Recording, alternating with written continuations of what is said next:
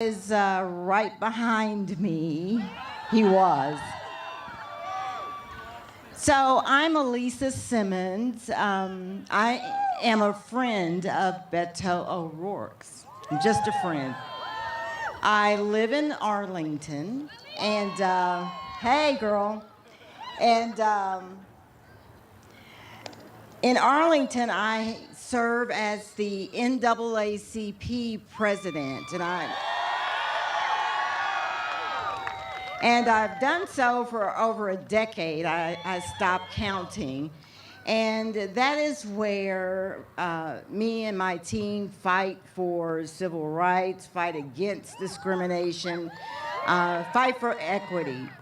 And so a few years ago, when this guy was running for Senate, he came to my town and wanted to meet with some African American leaders. And so I was hesitant.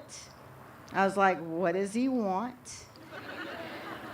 Okay, Rep. Turner, we will meet with him. I will assemble some black people, and we'll meet with this guy from El Paso. And so we did. And I remember telling his staff, no pictures. We don't do that. We're not going to do the photo op thing with the black people, with the white candidate, all that stuff. So it was a really good meeting. And I said, this guy appears to be interested. He appears to care. He has a heart. He was really authentic. And I said, wait a minute, I kind of like this guy. And so I didn't really let on at the time, but I went back and did some research, researched his record, his service, and followed his campaign. And when I tell you we became friends, I mean, I committed to, as busy as I am, as everybody's busy, I committed to helping to get the word out about him. And it was just real interesting. He'd call occasionally, or Cynthia would call, and so we really did get to become fast friends. So here recently, in 2020, I took a stab at running for office, and I ran for the State House. And I got a call from Beto one morning that says, hey, how's everything going? I'm going to do what I can to help you. And I said, oh, isn't that nice? There's some little obligatory call, and I was like, that's nice, all this. And he was not bullshitting. What this man poured into my campaign financially, his volunteers, his phone banks, it was nothing that I could have accomplished alone or with my volunteers. And not only that, every time he was interviewed on MSNBC and CNN, he found a way to mention my damn name. And it was no, I did not win. We had 75,000 people vote in that election, my election. I lost by about 3,800 votes. So yeah, he mentioned my name every 5 minutes, and every time he did, the phone was like bling, bling, bling, bling. But and I thought, this guy was serious. But one of the kindest things he did, and get this, I did not expect this. He called my campaign folks and said he was coming to canvass for me. He was coming to Arlington to block walk and knock on doors. So he and Cynthia, of course, Cynthia, eased into Arlington, and they spent 2 weeks block walking for me. They came to the house. They got the door hangers. Gabe got them into van, our list on van. They did not want us to walk with them because they knew we were busy. These two walked my district for 2 weeks. And it's amazing. And people would go, "Do you know Beto came to my house?" And it's like, "Yeah, he's out there." So, I mean, he's a fabulous, fabulous guy. And let me tell you about his opponent, because I've had a little run-in with him.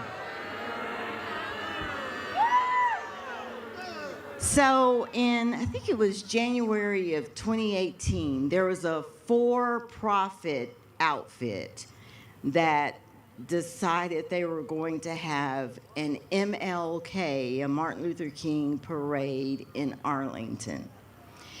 And the NAACP didn't have anything to do with that. You know, we do other things. And so, guess who their honorary grand marshal was going to be? Greg damn Abbott. And we were like, hell no. I mean, he doesn't espouse any philosophy, not one, of Dr. King. So we couldn't sit there and do nothing. So we fought with the city. We fought with that for-profit company. We galvanized a diverse group of citizens. It wasn't just NAACP members. And we planned civil disobedience. I mean, we were ready. I had my lawyers. We were going to jail. And we planned. Oh, and we fought him, my social media team. This was the fun part. We fought his social media official governor's page on Twitter. I'm like, you need to hire my damn people because they're eating you alive on Twitter. We didn't care. But we were successful in keeping him out of town. And these are some of the reasons. These are some of the reasons. Now let's look at Governor Abbott's record.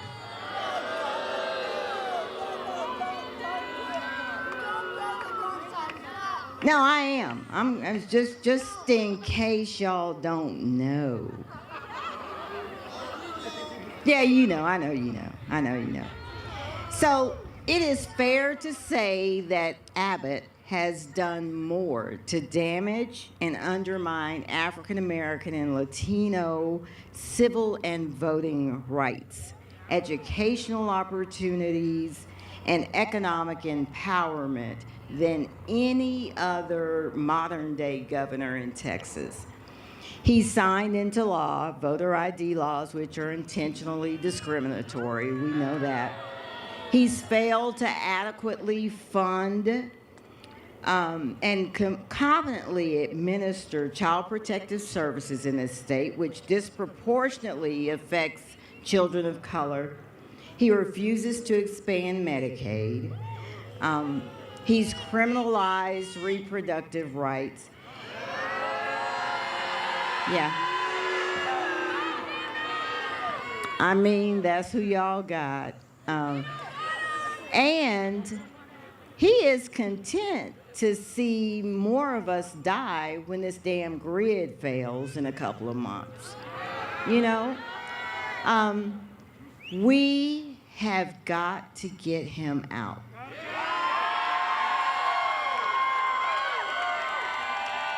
Now, I told you, and you know this, Beto is who you see on TV and social media.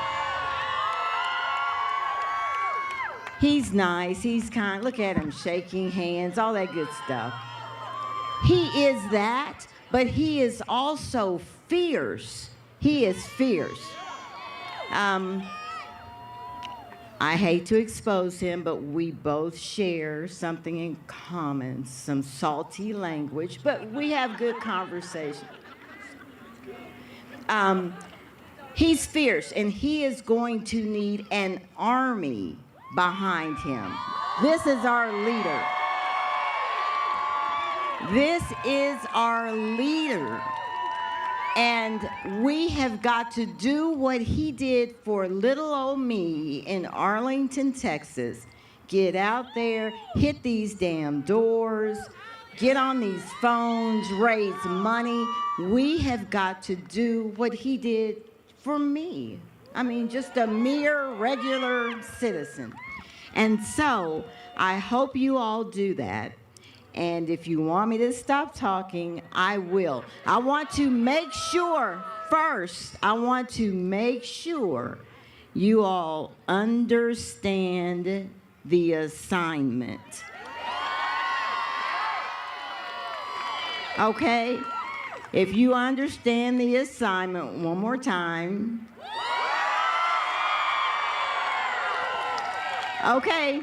You win. I would like to welcome and bring him up, the next governor of the great state of Texas.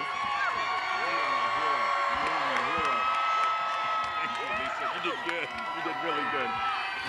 Let's hear it for Elisa Simmons.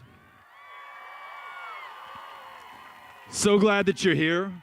And to the band that played while all of us were looking for parking, Fantamello, thank you all. You were amazing.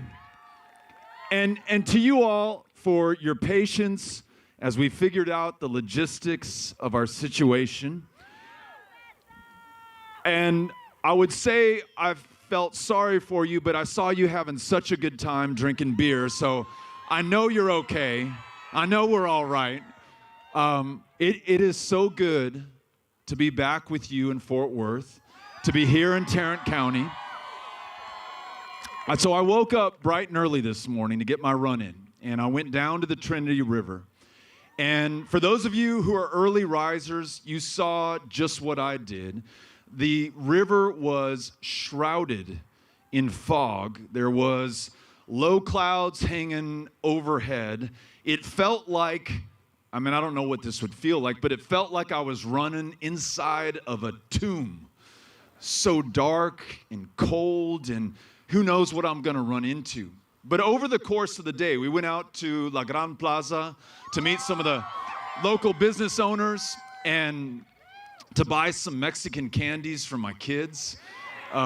We grew up in El Paso, so that's what we live on. Those are the calories we take in every day. It's Mexican candy. I just met this amazing veteran who served our country, Roy, who served us in Afghanistan, did his best to evacuate the Americans who were there, is living right here in Fort Worth, serving as a firefighter, making me so proud of his service to this country. And over the course of the day, La Gran Plaza, meeting Roy, getting to hang out with others here in Fort Worth, the sun starts to break through that cloud cover, and there was even this rainbow in the distance. And I don't know if I can connect all the dots in this story. There's an allegory there somewhere, but it was pretty damn pretty what you guys have going on here in Fort Worth. So great job with the weather. The other cool thing, and I don't know that I'm going to experience anything more cool than this. Do you all know one of your neighbors who goes by the name Opal Lee? Opal Lee, at the tender age, I think, of 91 years old, started a march from Fort Worth, Texas, USA, to our nation's capital in Washington, D.C., and she wanted to bring attention to our history, and literally to June 19th, Juneteenth, the day that we in Texas learned that slavery was over for once and for all. And she wanted to make sure that all of us, no matter where we live in the United States of America, understand our history and know this story. And I asked her tonight, and she's now only 95 years old. I asked her tonight, did you think you were going to succeed when you first started walking from Fort Worth, Texas? And she said, you know what? I honestly didn't think I would. I didn't know that this would happen in my lifetime, but I knew that I had to try. And Beto, I decided that I would make myself a committee of one, and I was going to get the job done. And she said this. I said, look, we're so proud of you. You have, in fact, helped make Juneteenth a nationally celebrated holiday this year and every year going forward. And we are so dang proud of you. But what can I do for you? And she said, Beto, I was a third grade teacher for so long that I started acting like a third grader by the end of this. And so my heart is with all of those outstanding, courageous public school educators who teach our kids.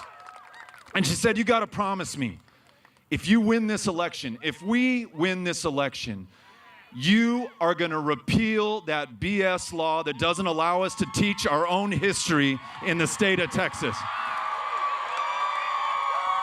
So, I know Miss Opal Lee is already on her way home with a great takeout plate of barbecue, but I hope that she heard you right now, cheering to say that yes, we will. We'll make sure that everyone's story is told in this state, that we know our history, and that we do right by one another, and by Miss Opal Lee, right?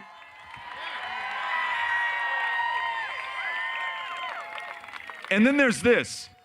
As I was driving into Wild Acre and presented with an incredibly tasty pint of Wild Acre IPA, I learned the following. In February, when we had one of the worst, coldest winter storms in the recorded history of the state of Texas, and the power grid failed, and the lights went out, and the heat stopped running, and the water stopped flowing literally because the pipes froze. This place that we're standing in right here, this brewery, started taking water out to the people of Fort Worth and distributing it to those who could not count on it coming out of their taps. And I think that is such a great example set right here at Wild Acre about who we are at our best. We knocked on each other's doors. We said, hey, are you okay? Do you need to come to someplace warm? Do you need a glass of water? Do you need a meal? Do you just need some love right now for you to know that we know that you're there and we care about you? We showed up. We put our differences behind us. We said, no me importa. I do not care if you're a Republican or a Democrat, who you love, who you pray to, what country you came from, how many generations you can count yourself a Texan. You are a human being, and I'm here for you. I love that about this place. That is Fort Worth. That is Tarrant County. When the people in power failed us, literally could not keep the power going, you were there for each other, for one another, for the state of Texas. And that is the only way that we were able to come through that crisis. That is the only way we're going to be able to make it as a people, as a state going forward. Doing this together. Never mind the divisions, the differences by which they seek to divide us and pit us against each other. Let's find a way, just as you showed the world in February, that we're going to be here for one another out of a sense of purpose and duty. Folks, imagine if we had a governor who felt the same way. That's how we're going to do this. That's how we're going to do this. Look, we trusted each other. We almost didn't have any choice but to trust each other. When the chips were down, the odds were against us, The stakes could not be any higher. We came through because we found a way to rely upon, listen to, and trust one another. And that word is so important to me, so important to us at this moment. And the problem we have, if I could diagnose it, is that we've got a governor that does not trust Texas. So when the people of this state, after a power grid failure in 2011 and another one in 2014, told the governor, we've got to weatherize the power supply, the electricity grid. We got to make these investments and hold those CEOs accountable for paying for what will protect all of us when it gets too cold for this stuff to work otherwise. He did not trust or listen to us. Instead, he listened to, trusted, and took million-dollar campaign contributions from the very CEOs he was supposed to regulate and hold accountable. And who paid the price at the end of the day? It was every single one of us. 5 million Texans without power, without light, without heat, without running water. So many of them, after their pipes froze and then warmed up, they burst, ruined their homes. I was in Houston, which was hit so hard during Hurricane Harvey. 48 inches of rain fell from the sky, the landfall record in recorded history in North America. Those same people flooded only 3 or 4 years ago, flooded again this time because the pipes burst. And to add insult to injury, not only would they have to pay for the repairs themselves for something that was not caused by God nor by Mother Nature, but the man placed in the highest position of public trust in the land. To add insult to injury, every single one of us will be paying higher electricity, gas, and water bills going forward for the foreseeable future. Ladies and gentlemen, we call that the Abbott tax on our fellow Texans, right? But you and I, we trust our fellow Texans. We know the right thing to do. We're going to make those investments to weatherize the grid, including the gas supply. Don't listen to Greg Abbott on Fox News blaming AOC and the Green New Deal for what happened here in Texas. It was because of our failure to do the right thing when the evidence and the facts and the guidance was staring us right in the face. We're going to make sure that we also electrify and protect those critical pieces of our infrastructure, the water supply, and weatherize and make more fuel efficient our homes, our businesses, the places where we work and live, so that we're drawing down less power. And instead of asking you to foot the bill, let's send some money back down to the consumer to repair the damage caused by the state of Texas. You know, Greg Abbott likes to talk about law and order and the police and law enforcement, but I'll tell you, he does not trust those police officers and sheriff's deputies and chiefs and sheriffs who urged him. Ladies and gentlemen, they begged him not to sign permitless carry into law, because you know what it does?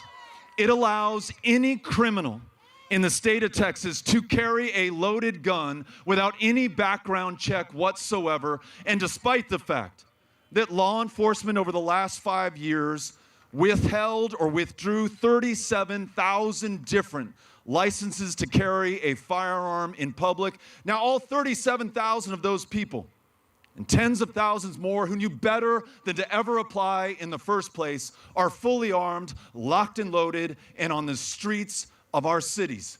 Greg Abbott, by not trusting the people of Texas, has made us less safe than we otherwise would be. But you and I, we trust law enforcement. We're listening to them. We will repeal permitless carry in the state of Texas and make sure that we are safe going forward. Greg Abbott, he does not trust the voters of this state. And through this fraudulent election bill that is really voter suppression and voter intimidation in disguise, he has made this the toughest state in the nation in which to cast a ballot. or participate in our elections or be civically involved. And Roy and every other veteran and military retiree who put their lives on the line for this great democracy, not for a man, not for a political party, but for us to freely and fairly choose those who will represent us and the course and direction that this country will take. He said, I do not trust you. But ladies and gentlemen, we trust one another, we trust the voters of Texas, and we are open up these elections to every eligible voter going forward.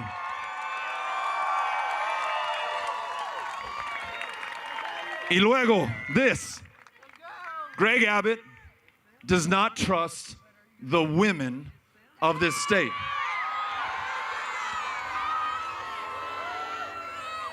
Do not buy the line that he's trying to sell you about being, quote unquote, pro-life.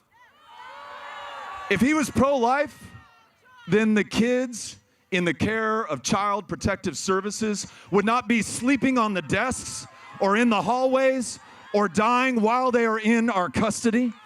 If he cared about life, we would not have seen 700 people, including an 11-year-old boy, freeze to death when the power grid failed on his watch. This is not about life. This is controlling the bodies of women and the choices that they make in this state. But you and I, we trust Texas women to make their own decisions about their own body and their own health care and their own future now and forever. Trust, this is how we get Texas on the right track. Just as you showed us in February, putting our differences behind us, and we're getting after the big things that we want to be able to do.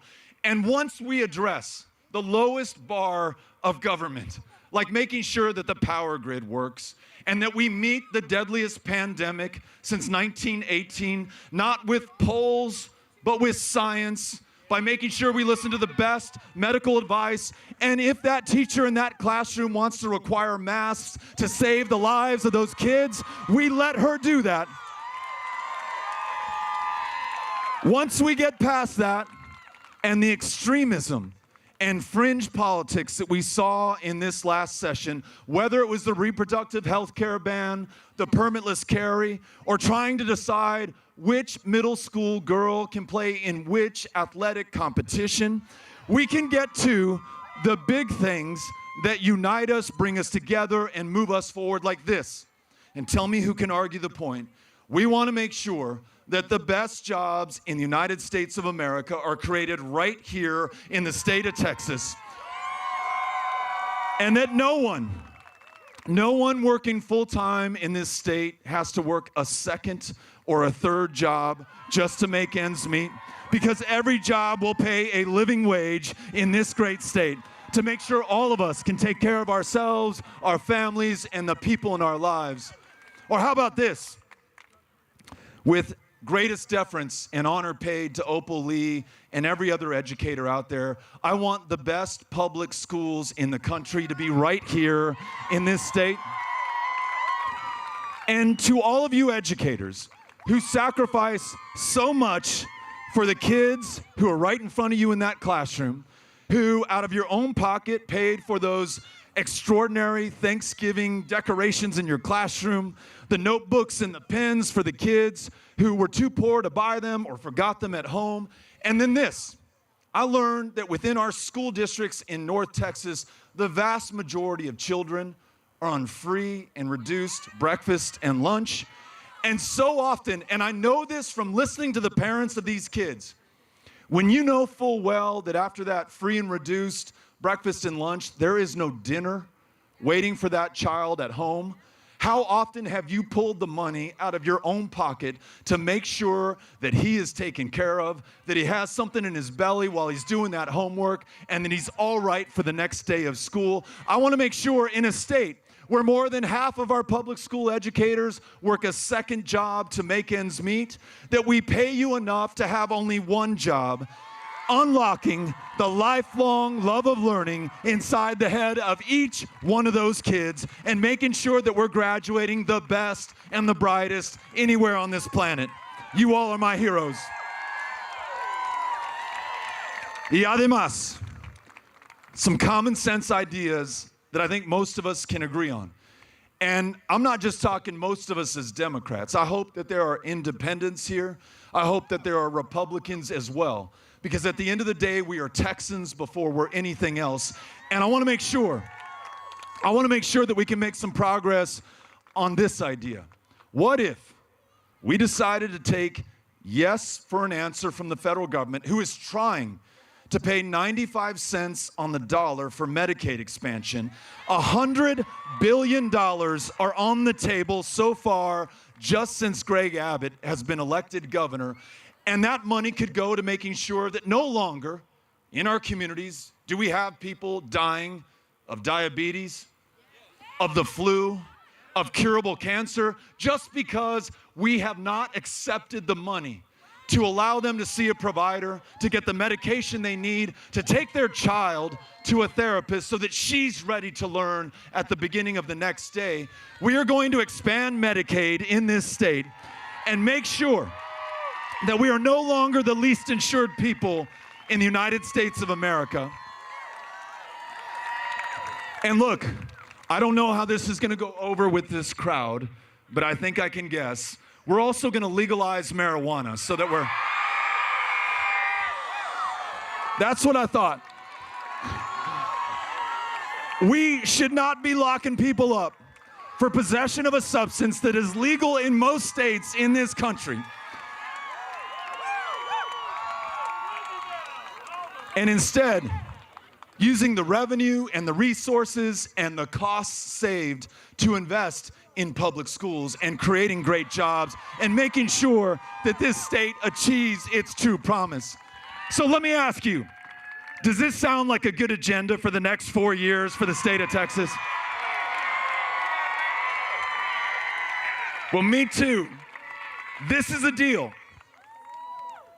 I started with that story of how you all came together in February and absolutely inspired the rest of the country that was watching at an agonized distance to what was happening to our fellow Texans.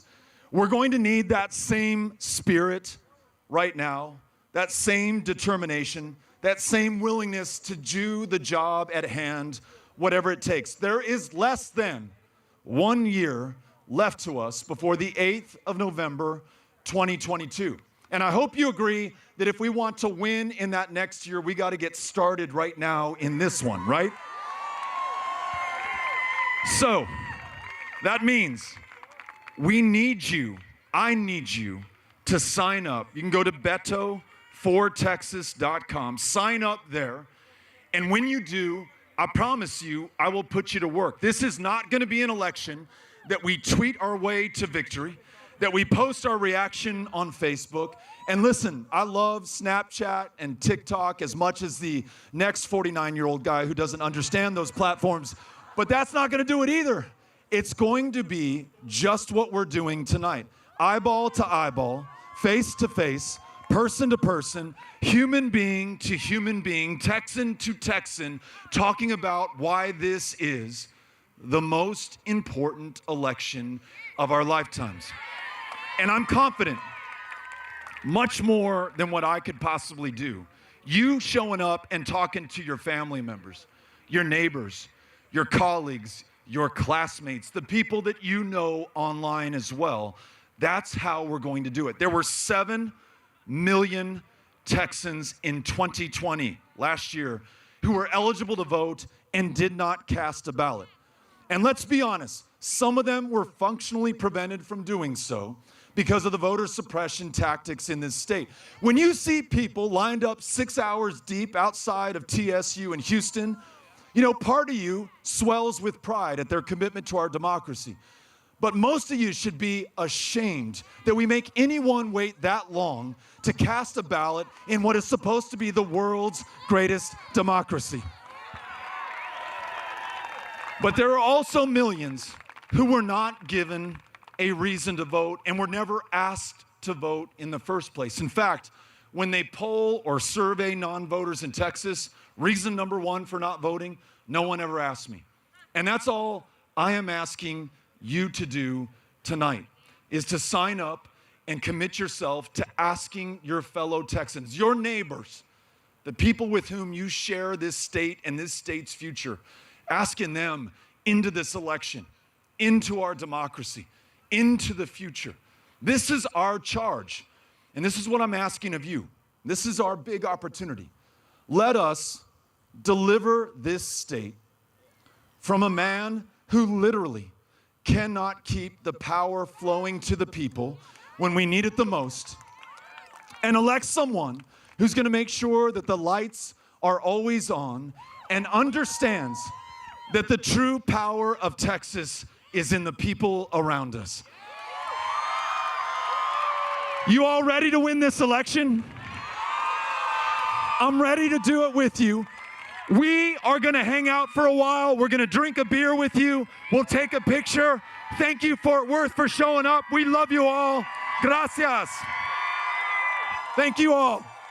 Thank you. Thank you. Thanks for being here.